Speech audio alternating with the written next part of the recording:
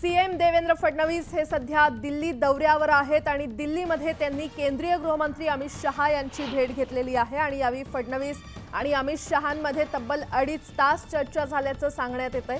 या बैठकीत भाजपच्या मंत्रिपदाबाबत निर्णय झाला असून जवळपास 20 नावांवर अंतिम निर्णय झालाय। सूत्रांकडून ही माहिती मिळालेली आहे। भाजपकडून 35 ते 40 प्रमुख नावं प्रस्तावित करण्यात आलेली होती आणि त्यापैकी 20 नावांवर अंतिम निर्णय झालाय। दरम्यान मुंबईमध्ये महायुतीची बैठक होणार आहे। या बैठकीनंतर मंत्रिपदावर शिक्कामोर्तब होणार असल्याचं सांगण्यात येतंय।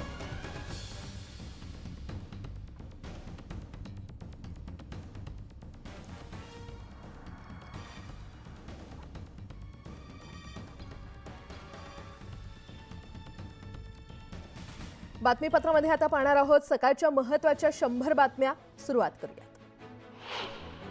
मुख्यमंत्रीपदाची शपथ घेतल्यानंतर देवेंद्र फडणवीस पहिल्यांदाच दिल्ली दौऱ्यावर आहेत। यावेळी त्यांनी भेटीगाठीचा सिलसिला सुरू केलाय। देवेंद्र फडणवीसांनी केंद्रीय मंत्री नितीन गडकरी आणि संरक्षण मंत्री राजनाथ सिंह यांची भेट घेतली।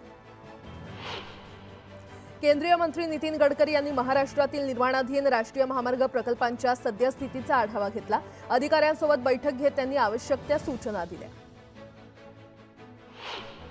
विधानसभा अध्यक्ष राहुल नार्वेकर यांनी पंतप्रधान नरेंद्र मोदींची भेट घेतली। अध्यक्षपदाचा पदभार स्वीकारल्यानंतर नार्वेकर मोदींना भेटले। मोदींसह लोकसभा अध्यक्ष ओम बिर्ला आणि इतर नेत्यांचीही नार्वेकरांनी सदिच्छा भेट घेतली।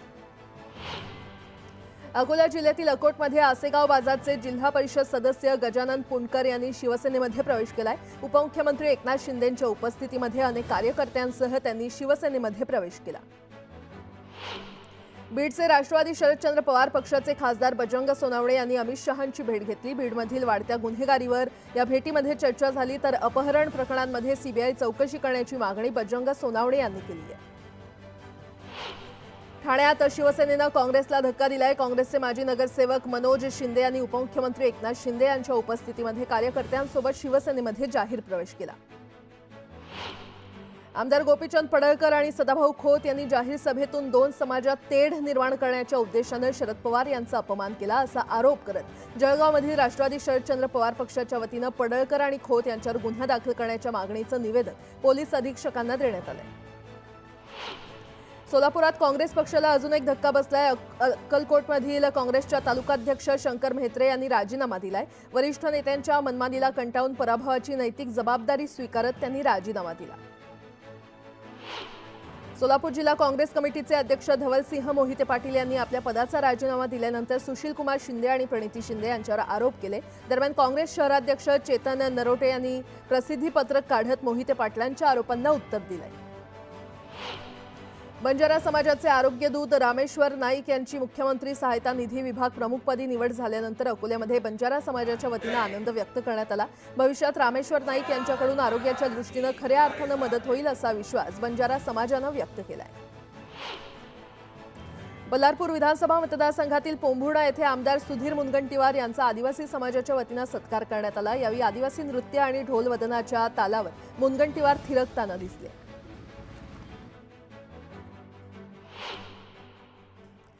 आणि आता आणखीन एक मोठी बातमी खरं तर राजकीय गोटातूनच येते, ती देखील आपण पाहूयात। आज खरं तर मुंबईमध्ये महायुतीच्या नेत्यांची बैठक पार पडणार आहे। मुख्यमंत्री देवेंद्र फडणवीस यांच्या दिल्लीवारीनंतर महायुतीच्या तिन्ही नेत्यांची मुंबईमध्ये बैठक होणार आहे। 14 डिसेंबरला मंत्रिमंडळाचा विस्तार होण्याची शक्यता आहे आणि या पार्श्वभूमीवर आजच्या बैठकीमध्ये मंत्रिमंडळ विस्तारासंदर्भात चर्चा होऊ शकते। मंत्रिमंडळ विस्तारात कोणाची वर्णी लागणार यावर आजच्या बैठकीमध्ये शिक्कामोर्तब होण्याची शक्यता आहे।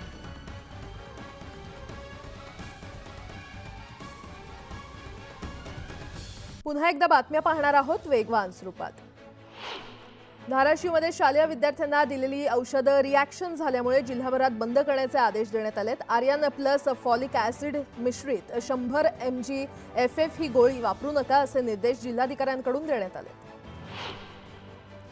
जालना जिल्ह्यामध्ये 7,000 शेतकऱ्यांनी बोगस पीक विमा काढल्याचा प्रकार समोर आलाय। दरम्यान ज्यांच्या फळबाग नुकसानीमुळे जमीनदोस्त झाल्या त्यांना पीक विमा द्यावा आणि अपात्र शेतकऱ्यांना त्यांची रक्कम परत करावी अशी मागणी स्वाभिमानी शेतकरी संघटनेने केली आहे।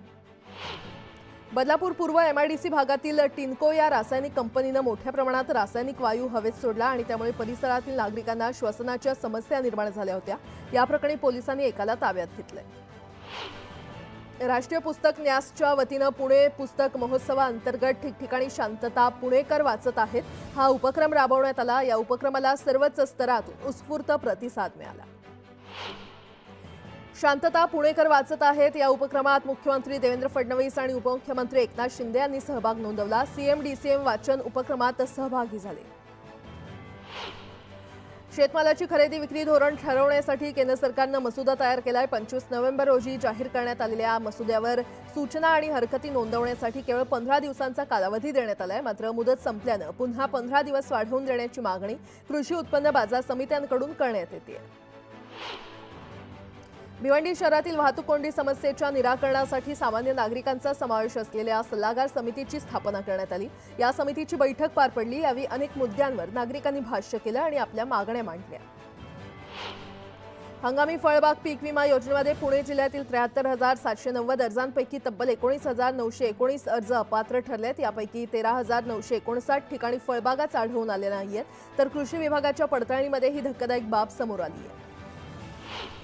विठ्ठलाच्या टोकन दर्शनासाठी टीसीएस संगणक प्रणाली देणार आहे। तिरुपतीच्या धर्तीवर पंढरपुरात देखील विठ्ठलाचं टोकन दर्शन सुरू करण्यात येणार आहे।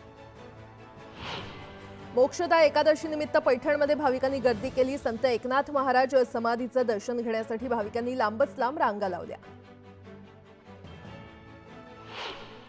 वर्ध्याच्या वाघोलीतील जिल्हा परिषदेच्या प्राथमिक शाळेमध्ये मुदतबाह्य तेलाचं पाकिट सापडलंय। मटकीसह इतर कडधान्यामध्ये किडे देखील आढळलेत। दरम्यान निकृष्ट धान्य पुरवठा करणाऱ्यांवर कारवाई करण्याची मागणी ग्रामस्थांनी केली आहे। रामेश्वरम समुद्रकिनारी 2 टन वजनाचा 18 फूट लांबीचा ब्लू वेल आढळलाय। हा ब्लू वेल पांबन फिशिंग हार्बरच्या समुद्रकिनारी सापडला आणि त्यानंतर हा वेल पोस्टमार्टमसाठी वन अधिकाऱ्यांकडे पाठवण्यात आलाय। आणि आता एक मोठी बातमी, परभणी हिंसाचार प्रकरणातली ही अपडेट खरं तर आहे। त्याच संदर्भातली आपण बातमी पाहूयात। परभणी हिंसाचार प्रकरणातली अपडेट पाहणार आहोत। प्रकाश आंबेडकर यांनी मुख्यमंत्री फडणवीसांना आणि तसंच पोलीस महानिरीक्षकांना फोन केलाय। आंबेडकरी वस्त्यांमधील कोम्बिंग ऑपरेशन तातडीनं थांबवा।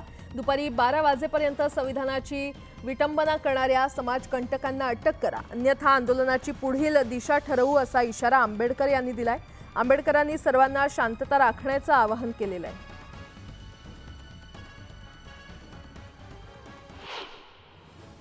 महायुती सरकारला लाडकी बहिणी योजनेचा चांगलाच फायदा झालाय। असं असतानाच आता योजनेच्या निकषांमध्ये बदल केल्याचं बोललं जात असल्यानं महिलांमध्ये संभ्रम आहे। मात्र यावर अदिती तटकरे यांनी माहिती देत कुठल्याही अफवांवर विश्वास ठेवू नका असं आवाहन केलंय। अपघात रोखण्यासाठी एसटी महामंडळाकडून त्रिसूत्रीवर भर दिला जाणार आहे। चालकांचं सुयोग्य प्रशिक्षण, त्यांचं मानसिक आरोग्य सुदृढ करणं, याबरोबरच तांत्रिकदृष्ट्या निर्दोष बसेस उपलब्ध करून देणं, या त्रिसूत्रीवर भर देण्यात येणार आहे। प्रवाशांची सुरक्षितता हेच एसटीचं अंतिम ध्येय राहील असं एसटी महामंडळाचे अध्यक्ष भरत गोगावले यांनी म्हटलंय। नवी मुंबईमध्ये कांद्याच्या दरांमध्ये मोठी वाढ झाली आहे। सध्या मार्केटमध्ये 50 ते 60 रुपये किलोनं कांद्याची विक्री केली जाते। तसंच सध्या एपीएमसीच सुक्या कांद्याची मागणी वाढली आहे। सध्या राजस्थान, उत्तर प्रदेश, मध्य प्रदेश आणि सौराष्ट्रच्या भागात थंडीची लाट आली आहे। उत्तरेकडून वाहत येणाऱ्या थंड वाऱ्यानं विदर्भाला देखील गारठवून सोडले। थंडी 20 डिसेंबरपर्यंत जाणवत राहणार आहे। मुंबईत किमान तापमानाचा पारा वाढलाय। दरम्यान पुढील 3 ते 4 दिवस तापमानाचा पारा चढच राहणार असल्याचा अंदाज हवामान खात्यानं व्यक्त केलाय। नवीन वर्षापासून सर्वसामान्यांच्या खिशाला आणखी कात्री लागणार आहे। केस कापणं आणि दाढी करणं आता 20% महागणार असून येत्या 1 जानेवारीपासून ही नवी दरवाढ लागू करण्याचा निर्णय घेण्यात आलाय।